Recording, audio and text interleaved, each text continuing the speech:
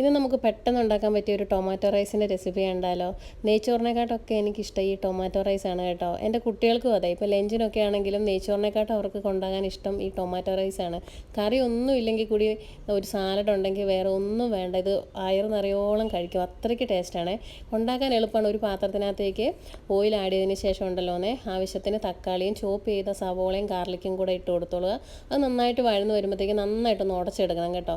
ഇനി ഈ ഉടച്ചെടുത്ത ഈ ഒരു മസാലയ്ക്കകത്തേക്ക് ആവശ്യത്തിന് മഞ്ഞൾപ്പൊടിയും മുളക് പൊടിയും ഗരം മസാലയും കൂടി ഇട്ടിട്ട് ഒന്ന് മൂപ്പിച്ചെടുത്തോളുക. ഇതിനകത്തേക്ക് ഒരു അര ഗ്ലാസ് വെള്ളം കൂടെ ഒഴിച്ചിട്ട് ഒരു ലൂസ് കൺസിസ്റ്റൻസി ഒരു ഗ്രേവി ആക്കണേ.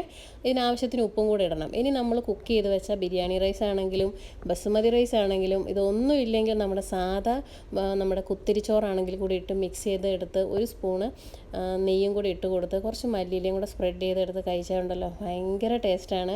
കഴിച്ചിട്ടില്ലാത്തവർ ഇതേപോലെ ഒന്ന് ഉണ്ടാക്കി നോക്ക് കേട്ടോ, ഭയങ്കര ടേസ്റ്റാണ്. ഇഷ്ടപ്പെട്ട എന്താണെങ്കിലും ഫോളോ ചെയ്യണേ. അപ്പോൾ അടുത്ത ദിവസം കാണാം. Tata, bye bye.